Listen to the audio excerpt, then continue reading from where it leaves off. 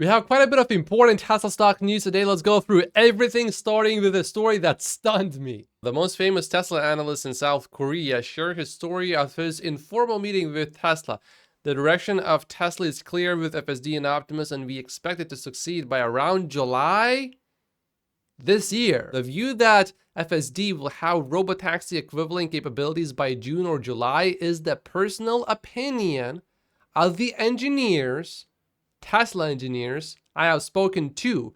I don't believe this is an official goal within Tesla or guidance that can be shared externally. Well, this got me stunned because this is not just Elon Musk saying this. This is, I believe, Tesla engineers saying that. And it's not even the end of the year. It's in a few months. And these people, they have access to the next version of FSD. So what are we seeing that they are able to say things like that? If it really does happen this June or July, that will be crazy. The stock would probably double and triple very quickly. I'm not expecting that though, but eventually when it does happen, that's probably exactly what I will say a few months before it actually happens. Tesla produced over 1,000 Cybertrucks worth of 4680 cells at Giga Texas last week, which should be more than a 50% improvement since October. That's based on numbers from James, but Jordan thinks Tesla improved production by 25% in 5 months based on his math. One reason why the scaling of the batteries has been relatively slow is because they had to retool for the Generation 2 4680 cells.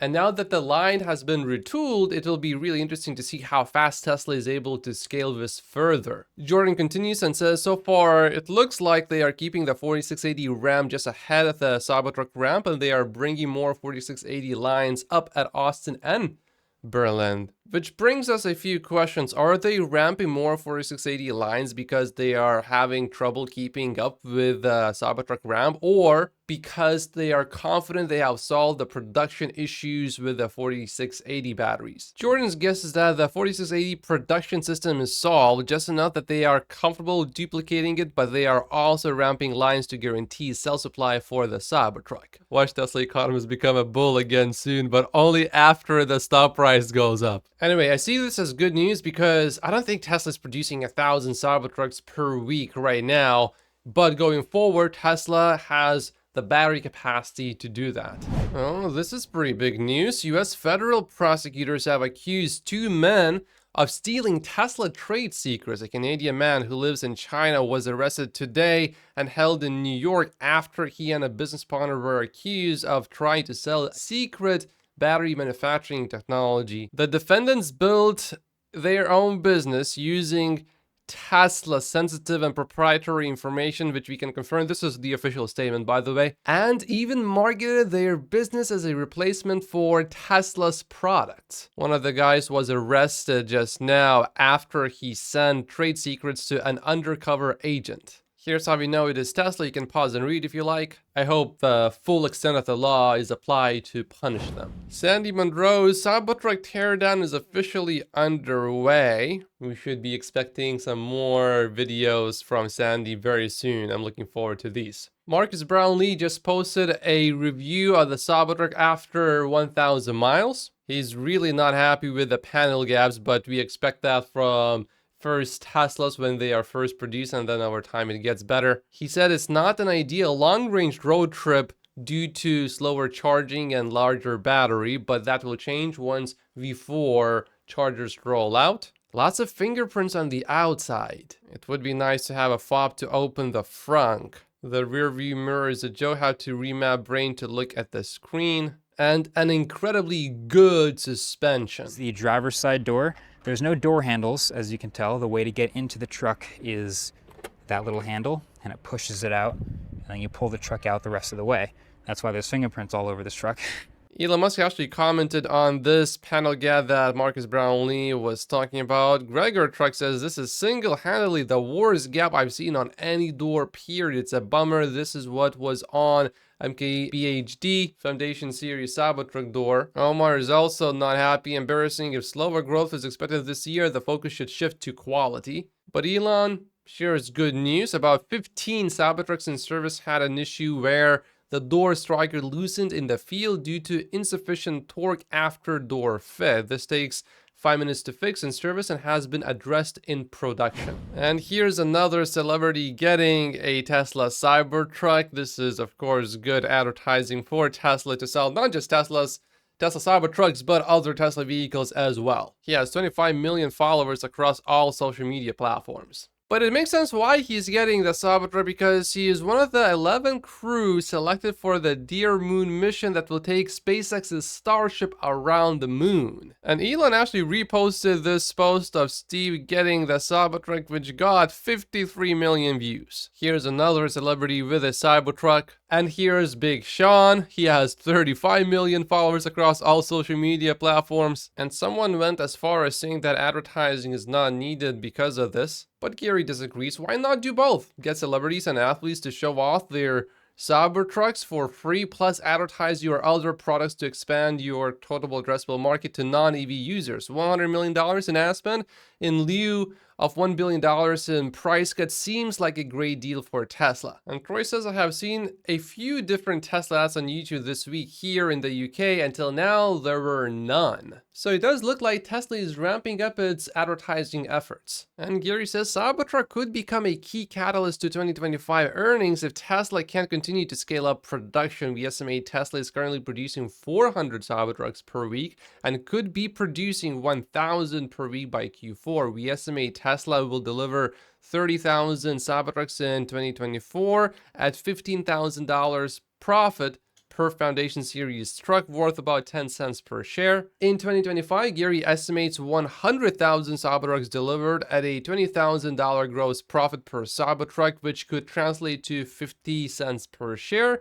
in incremental EPS, which is unlikely in Tesla consensus for 2025, which are at $4 right now, says Gary. And Gary does not include $5,600 vehicle manufacturing tax credits in his estimates, because he says, no, it's hard to know what the actual Cybertruck profitability is, since this year we have the Foundation Series $20,000 premium. Tesla previously said Cybertruck is unprofitable, but that was when they were producing 200 per week at 100,000 annual deliveries. I believe Tesla would generate $15,000 gross profit per unit plus the manufacturing tax credit. The credit is from the 4680 batteries. Troy corrected Sawyer based on his estimate, and Troy's estimates are really accurate, usually for production especially. It is now officially official that the Tesla Model Y was not only just the best-selling vehicle, but also the most produced vehicle in 2023, overtaking the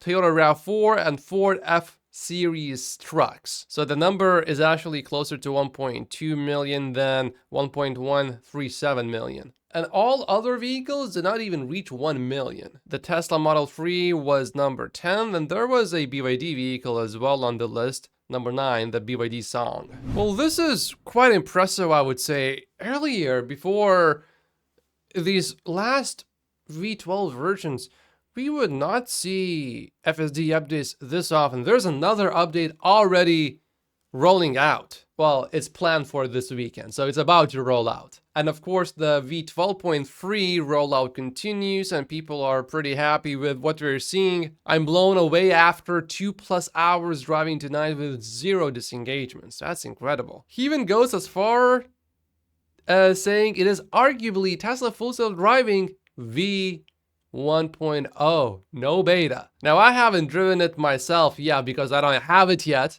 But based on what other people are saying, I would say it's certainly impressive, but I would still definitely say it's in beta. He's been a heavy user of FSD beta over the last few years. And V11 had made it often annoying to use in daily driving context, specifically in his local area, but those issues were erased with FSD V12.3 in an instant. He observed a few minor issues, but these look pretty small to me. If you have FSD, check your car right now, because the largest deployment of FSD beta is happening at the moment. And I just checked if I have FSD V12, and if you guessed that I have it now, you're wrong. And Bradford just got the newest FSD version on his personal Model Y. During most of the trips, so most of the clips that we have seen were on 12.2.1, but he also rented out a vehicle which already had V12.3. About 25% of the vehicles now can get V12.3, so definitely check your vehicle. James shared a profound post. Maybe we have reached this point and maybe the stock will actually respond to it. Weirder things have happened. Tesla investors, and this is negative delivery growth, revenue and earnings growth, no new models for the next 2 years, FSD. At some point, that meme is going to be right. I don't know exactly which year, but I think Farzad has a good point. It's only weird if you haven't been paying attention. Dr. Know-It-All also shared an FSD update based on his driving experience. He says it's not perfect, mostly too wussy on speed limits, but it's impressive and it will definitely pass the spouse test. Now, the next version should fix the issues with the speed. As a Canadian, though, Elon, please send us FSD too. Why are you leaving us alone? Here's another FSD 12.3 review, and he has not been exactly very nice about FSD 11. He said V11 was absolute dog poop. But after driving on FSD 12.3, his simple reaction is, holy moly. And his long reaction, I guess, is holy moly. Elon Musk and Tesla AI, you have truly outdone yourselves. Color me beyond impressed with the actions of 12.3. I tested 3 of my loops in Morgantown, West Virginia. As I was passing through, I will describe in detail those loops. You will not be able to tell the difference between human and the machine. Roundabouts are pristine, and the whole evening it was flawless. No interventions necessary. And before, he never used FSD on loop 3 because it would be quite dangerous to use it. But FSD performed flawlessly and his jaw dropped. Alright, well, when you see people that were critical of FSD before, and now they're positive, you know something seriously changed. Now I'm even more excited about FSD V12. I'm trying to keep my expectations relatively low. I still expect interventions and things like that when I drive it, but I'm getting really excited now. And he has driven over 20,000 miles on FSD. I certainly have not driven that many miles on FSD. AI Driver has some of the best FSD videos. Check them out if you haven't yet. His hot take number 2, I believe in the short term it's possible that accidents on FSD increase even though the system is technically safer than ever. I'll be the first to admit something most people don't want to. V12 feels so capable and smooth that I sometimes find myself getting a little too relaxed. I'm going on 2 days with no interventions besides parking 2 days. Well, that's incredible. Not super tough scenarios, just driving around my local area, but still, 2 days. It can be challenging to stay vigilant when the car has handled everything perfectly and smoothly for literal days with 0 issues. I'm still in slight shock that he went for 2 days with no interventions. I assume he drove for multiple hours. I assume it's not just, oh, I drove 15 minutes one day and then 15 minutes another day. I assume he's driving quite a bit. He continues, I'm also using it more than ever in areas that I probably would have not tried on older versions, and I have a feeling other people will be doing the same thing. For example, on FSD 11 before, if I had to merge in a tricky situation and the cars are not letting me in, no way I'm using FSD. But maybe with V12 I would, I don't know. I mean, why not use it in downtown San Francisco or some confusing looking area I am not familiar with? It seems more competent than most Uber drivers. Those are things I would have never said about V11 and it scares me a bit. Crazy this is happening right now a lot sooner than I think any of us expected. Stay safe out there, everyone. Farzad 100% agrees with AI Driver. Tesla's FSD is getting so good that it will lull you into a false sense of security. This is by far the most dangerous phase of FSD's rollout. For the next 12 to 24 months, Tesla needs to be supremely careful. Yeah, so this is a bit of a warning for Tesla. You're doing great. We love you, but just be extra careful. And we have all known that James is extremely skeptical about FSD and he's not bullish about it, but look at what he's saying now. The response feedback to V12.3 is almost unanimously good from what I have been able to gather. I'm starting to think that the odds of Tesla actually delivering on this are higher than I had given them credit for just a couple of weeks ago. We'll keep watching and reading. One time I remember James feeling quite bullish about Tesla was last year in January, right after Tesla did massive price cuts, and then Tesla suddenly rallied higher. So James certainly has some credibility here. And before Tesla stock went down to about $100, James sold his Tesla stock position, if I remember correctly, at under $200, a little bit under $200. It was a pretty good move that he made. Now, I personally don't do that because I don't want to miss on the potential massive sudden rally, but it has worked out for James so far. Here's another person, wow, blown away. Been testing beta since 2020 and FSD V12.3 is a step function improvement. Each and every single complaint I have had is gone. Never had a drive with 0 interceptions. I have driven it 3 times with 0 interceptions. Great job, Elon Musk. I had to remove privacy settings simply to tell the world how blown away I am. My wife, a generally nervous passenger, couldn't tell I wasn't driving. Okay, this is getting a bit out of control. I need to find people that are having bad experiences with FSD now. If you are on V12.3 and you had a bad experience, like a terrible experience, please comment down below. I want to hear from you and I want to see your drives, because it does not seem to be a common experience. Maybe everyone is just colluding with each other. Oh, only show the positive things, don't show the negatives. I don't know. Probably not, but things are just looking really good, except for us Canadians who get excluded from these FSD releases. But I have some good news for my Canadian friends. A Tesla Model Y with Texas manufacturer place has been spotted this afternoon in Vancouver.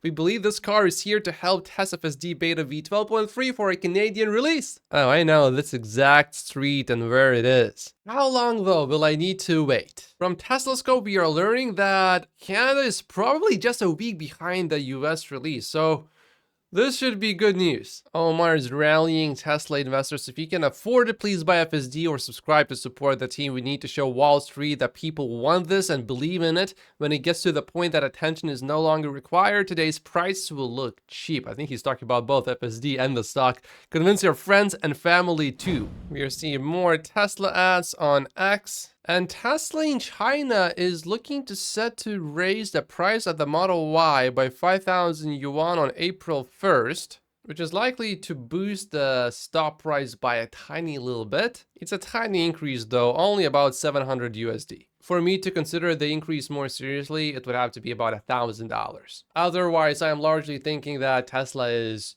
playing the psychological game here, which works, so I'm not against that. Seems like there's an update on the sales that they had in China last week. The actual number turns out to be slightly higher. 12,000 deliveries were reported. But looking at this new data now, the deliveries were slightly higher by about 500 to 600 vehicles. Ross Gerber is really skeptical of the Tesla price increase. He thinks Tesla is just using psychological games here to increase sales temporarily, but here is of the opinion that if the price sticks, then it's worth more revenue and more in earnings. I also like how Tesla is not increasing the prices in all of the markets all at once. They did it in one market first, Canada, then the US, then Europe, and now in China, so everyone can say things like, oh, in the US, they have been increasing prices already, so it's coming over to China as well. Creates more hype. It's a better strategy. James replied to this post, extrapolating from Tesla's global sales price hike. Tesla's focus has shifted from deliveries to profitability this year, especially with the upcoming major update to FSD in May, and perhaps FSD is the highlight of the year worth looking forward to the most. I think this makes sense, says James, especially considering the fact that price cuts do not work and how long since reached diminishing returns. And I have described all the reasons why in previous posts, but there's a way to have the cake and eat it too. The solution is awareness generation and conversion. Anyway, when eventually Tesla figures out full self-driving and sends a software update to all of its vehicles, it will be the greatest recall in all of the automotive history. Oh, look at what Elon Musk just confirmed. Lemon's demands were indeed beyond absurd. His team is just trying to do damage control. This is the post that Elon replied to. Don Lemon's representatives denied the demands he made, but they were lying. Daily Mail has obtained paperwork outlining Lemon's original demands. Don wanted control on every creator that was coming to the platform. Don wanted a voice into what type of news information would be on the platform. One of his demands was to be the first podcast in space. Tesla Cybertruck, okay, I can understand the Cybertruck. A $10 million annual marketing commitment from X and a $5 million upfront payment. Lemon must be consulted by X when making decisions relating to news content on the platform, as well as any policy changes regarding, I believe, content posted on the platform. He wanted to receive a percentage of the budget upon X's future spend on original content. But approving any other news, current events, talent deals in the first year on X, yeah, that is a big ask. And you will want to check this out. Today I recorded a video reacting to YouTube comments on Don Lemon's antagonistic interrogation of Elon Musk, says Stephen Mark Ryan. I did so in a private browser tab, not logged in, so that the algorithm wouldn't mess up or tailor the replies based on his interests to him. 98% of the comments were, Don is an asshat. 2% were, not a Musk fan, but Don is an asshat. If you want to have a good laugh, pause at any time and read some of the comments. Someone says, I bet Elon wishes he took ketamine before this interview. If you like seeing history made in real time, in 6 weeks, we will have another chance at seeing it happen. SpaceX will be ready for the next Starship launch in just 6 weeks, the rocket that will help us colonize Mars. Ross Gerber posted, watch some video of this guy talking about losing his 8-figure net worth on Tesla stock. It's very sad to see. I think he's talking about the Tesla Economist. Please speak to a financial advisor. Crazy risk taking makes no sense. Gambling is not investing. And someone replied with, which advisor do you recommend? Gerber Kawasaki ETF isn't doing too hot. Now, personally, before I would give any money to a financial advisor, I would put my money into S&P 500, which I have already mentioned many times before on this channel if you have been following me from day one. If I didn't own Tesla stock, that's what I would own, S&P 500 in my stock portfolio. However, I will warn you that there have been periods where even if you held S&P 500 for 8-9 years, you actually ended up with less money. But if you kept it long enough, that money will actually eventually turn into decent returns, at least historically speaking. And Troy texted me on X. He wanted me to share this. Tesla delivered 422,800 cars a year ago in Q1. They need to beat that to avoid headlines about negative growth. So if you are below that, certainly there would be pressure on Tesla's stock. But looking at FSD, there is a possibility or a scenario where FSD could create a lot of hype for Tesla stock. So even if Tesla does not really do well with deliveries, it doesn't mean that the stock will definitely go down, but certainly there would be some pressure. Like and subscribe if you haven't yet. My name is Matt Posius, and I will see you in tomorrow's episode. If you have V12.3 and you had bad experiences, actually, I want you to comment down below, because we are getting too much positive feedback about it. I want to see what's actually going on, and if there are major issues with it, I want to know about them.